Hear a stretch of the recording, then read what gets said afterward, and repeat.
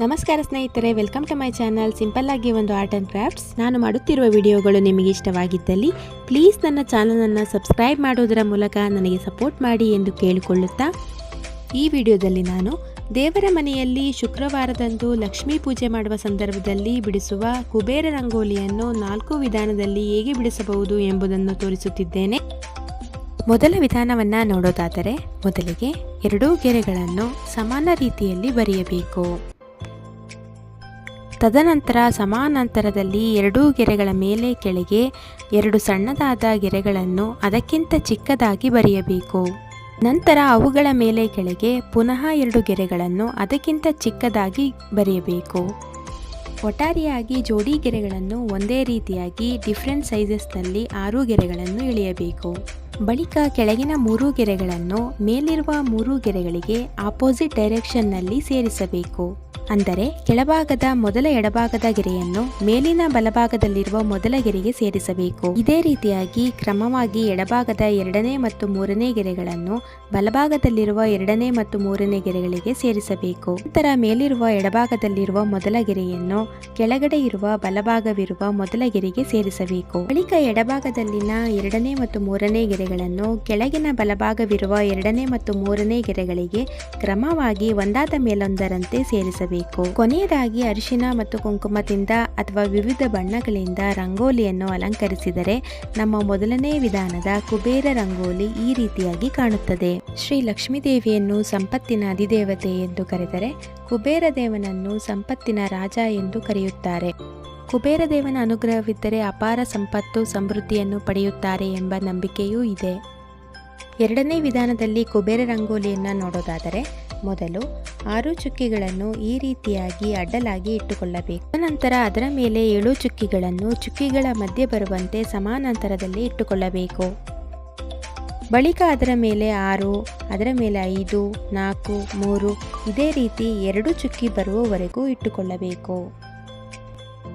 ನಂತರ ಕೆಳಗಿನ ಒಂದು ಅಡ್ಡ ಸಾಲನ್ನು ಬಿಟ್ಟು ಅದರ ಮೇಲಿರುವ ಚುಕ್ಕಿಗಳನ್ನು ಸೇರಿಸಿ ಅಡ್ಡಗೆರೆಯನ್ನು ಎಳೆಯಬೇಕು. ಬಳಿಕ ಇದೇ ರೀತಿ 2 ಚುಕ್ಕಿಯವರೆಗೂ ಎಲ್ಲ ಸಾಲಿನಲ್ಲಿರುವ ಚುಕ್ಕಿಗಳನ್ನು ಸೇರಿಸಿ ಎಳೆಯನ್ನು ಎಳೆಯಬೇಕು. ಒಟ್ಟಾರೆಯಾಗಿ 6 ಅಡ್ಡಗೆರೆಗಳನ್ನು ಬರೆಯಬೇಕು. ನಂತರ ಕೆಳಗಿನ ಮೊದಲನೇ ಚುಕ್ಕಿಯನ್ನು ಮೇಲಿರುವ ಮೊದಲ ಗೆರೆಯ ಬಲಭಾಗಕ್ಕೆ ಸೇರಿಸಬೇಕು.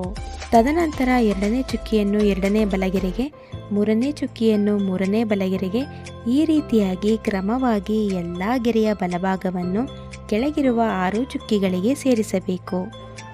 ಸೇರಿಸಿದ ನಂತರ ಎಡಬದಿಯ ಗೆರೆಗಳನ್ನು ಒಂದೊಂದಾಗಿ ಕೆಳಗಿನ ಗೆರೆಗಳಿಗೆ ಕೂಡಿಸಬೇಕು. ನೆನಪಿರಲಿ, ಇದನ್ನು ಸೇರಿಸುವಾಗ left to right, right to left ನಿಯಮವನ್ನು ಪಾಲಿಸಬೇಕು.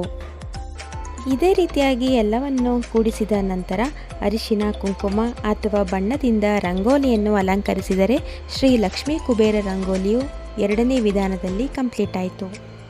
ಶ್ರೀ ವಿಷ್ಣುವಿನ ಪತ್ನಿಯಾಗಿರುವ ಶ್ರೀ ಲಕ್ಷ್ಮೀ ದೇವಿಯನ್ನು ಪೂಜಿಸುವುದರಿಂದ ಜೀವನದಲ್ಲಿ ಸಮೃದ್ಧಿ, ಅದೃಷ್ಟ ಮತ್ತು ಸಂಪತ್ತು ಸಿಗುವುದರ ಜೊತೆಗೆ ಭಕ್ತರಿಗೆ ಸಂತೋಷ ಮತ್ತು ಶಾಂತಿ ಸಿಗುತ್ತದೆ ಎನ್ನುವ ನಂಬಿಕೆ ಇದೆ. 3ನೇ ವಿಧಾನವನ್ನು ನೋಡೋದಾದರೆ, ಮೊದಲಿಗೆ 7 ಚುಕ್ಕಿಗಳನ್ನು ಅಡ್ಡಲಾಗಿ ಇಟ್ಟುಕೊಳ್ಳಬೇಕು. ನಂತರ ಅದರ ಮೇಲೆ ಮತ್ತು ಕೆಳಗೆ 8 ಚುಕ್ಕಿಗಳನ್ನು ಚುಕ್ಕಿಗಳ ಮಧ್ಯೆ ಬರುವಂತೆ ಇಟ್ಟುಕೊಳ್ಳಬೇಕು. ಬಳಿಕ ಅದರ ಮೇಲೆ ಮತ್ತು ಕೆಳಗೆ ತಲಾ 7 ಚುಕ್ಕಿಗಳನ್ನು ಇಟ್ಟುಕೊಳ್ಳಬೇಕು. ನಂತರ ಅದರ ಮೇಲೆ ಮತ್ತು ಕೆಳಗೆ 5 ಚುಕ್ಕಿಗಳನ್ನು ಇಟ್ಟುಕೊಳ್ಳಬೇಕು.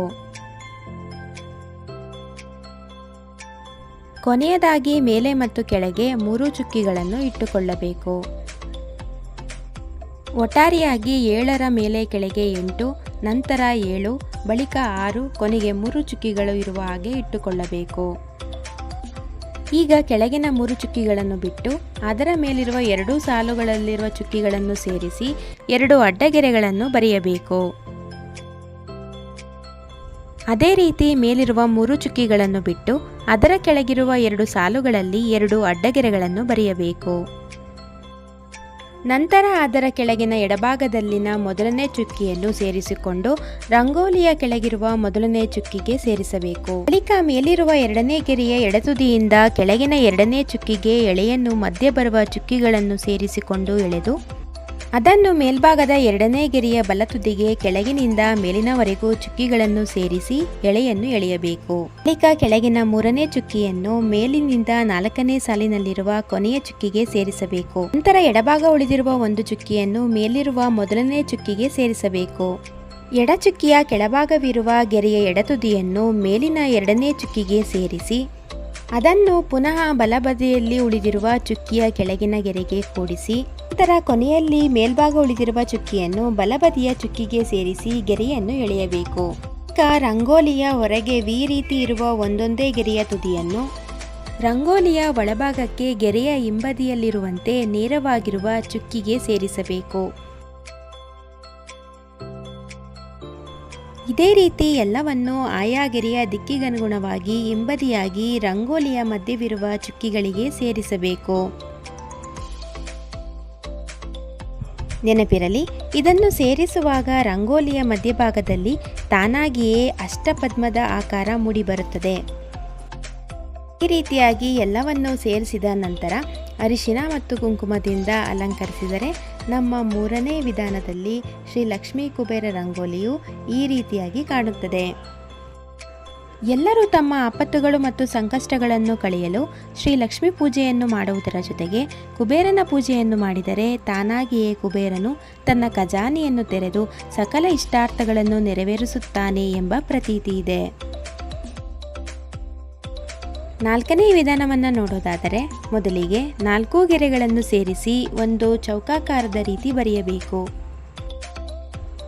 ಪ್ರತಿ ಚೌಕಾಕಾರದ ಗೆರೆಯ ಮುಂಭಾಗ ತಲಾ 3 ಗೆರೆಗಳನ್ನು ಒಂದಕ್ಕಿಂತ ಮತ್ತೊಂದು ಚಿಕ್ಕದಾಗಿರುವಂತೆ ಸುತ್ತಲೂ 4 ಕಡೆಗಳಲ್ಲೂ ಬರೆಯಬೇಕು. ನೆನಪಿರಲಿ, ಚೌಕಾಕಾರವನ್ನು ಒಳಗೊಂಡಂತೆ 3 ಗೆರೆಗಳು ಸೇರಿ ಪರಸ್ಪರ ಚಿಕ್ಕದಾಗಿರುವಂತೆ ಬರೆಯಬೇಕು. ನಂತರ ಎಡಭಾಗದಲ್ಲಿರುವ 3 ಗೆರೆಗಳನ್ನು ಒಂದೊಂದಾಗಿ ಮೇಲಿರುವ 3 ಗೆರೆಗಳ ಬಲತುದಿಗೆ ಸೇರಿಸಬೇಕು.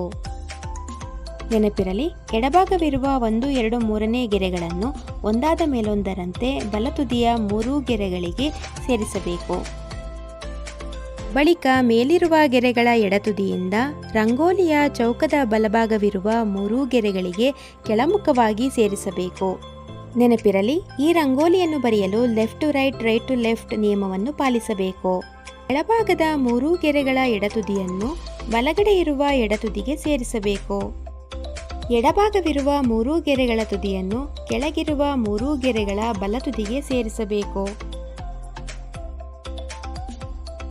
ಕೊನೆಯದಾಗಿ ರಂಗೋಲಿಯನ್ನು ಅರಿಶಿನ ಮತ್ತು ಕುಂಕುಮದಿಂದ ಅಥವಾ ಬಣ್ಣಗಳಿಂದ ಫಿಲ್ ಮಾಡಿದರೆ ಶ್ರೀ ಲಕ್ಷ್ಮೀ ಕುಬೇರ ರಂಗೋಲಿಯು 4ನೇ ವಿಧಾನದಲ್ಲಿ ಕಂಪ್ಲೀಟ್ ಆಯಿತು.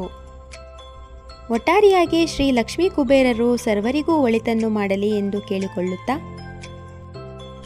ಈ ನನ್ನ ಪುಟ್ಟ ಪ್ರಯತ್ನ ನಿಮಗೆ ಇಷ್ಟವಾಗಿದ್ದಲ್ಲಿ ಪ್ಲೀಸ್ ನನ್ನ ಚಾನಲನ್ನು ಸಬ್ಸ್ಕ್ರೈಬ್ ಮಾಡಿ, ಲೈಕ್ ಮಾಡಿ, ಶೇರ್ ಮಾಡೋದರ ಮೂಲಕ ನನಗೆ ಸಪೋರ್ಟ್ ಮಾಡಿ. ವಿಡಿಯೋ ನೋಡಿದ್ದಕ್ಕಾಗಿ ಧನ್ಯವಾದಗಳು.